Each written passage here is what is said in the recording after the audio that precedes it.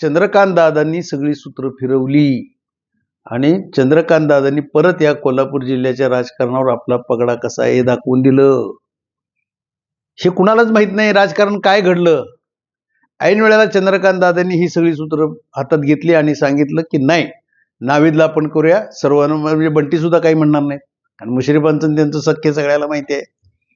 मग ते सर्व पक्षीय झालं म्हणतात, परंतु नाविद मुश्रीफ झाले अध्यक्ष गोकुळचे, ते महायुतीचेच झाले. आता नंतरच्या काळात राजकारण बरंच काही काही होईल, पण मुश्रीफांचा मुलगा असल्यामुळे बंटी पाटलांना सुद्धा काही बोलता येईना ना. हे सुद्धा घडलंय. दुसऱ्या नावावर एक मत विना नाविदवर एक मत झालं. हसन मुश्रीफांना सुद्धा एका प्रकारे तो एक आपल्या मुलाला मिळते म्हटल्यावर आता मुलगा गादी चालवायला आलेला आहे. आता पुढच्या काळात काय काय होतं हे बघता येईल. परंतु कोल्हापूरच्या राजकारणात चंद्रकांत दादा हे फक्त पुण्याचंच आता बघायला लागले, इतर ठिकाणी लक्ष देत नाहीत वगैरे, हे जे आरोप होत होते हे चुकीचे ठरले. चंद्रकांत दादा हे परत त्या राजकारणात कोल्हापूरच्या आपण कसे सक्रिय आहोत हे दाखवून दिलं.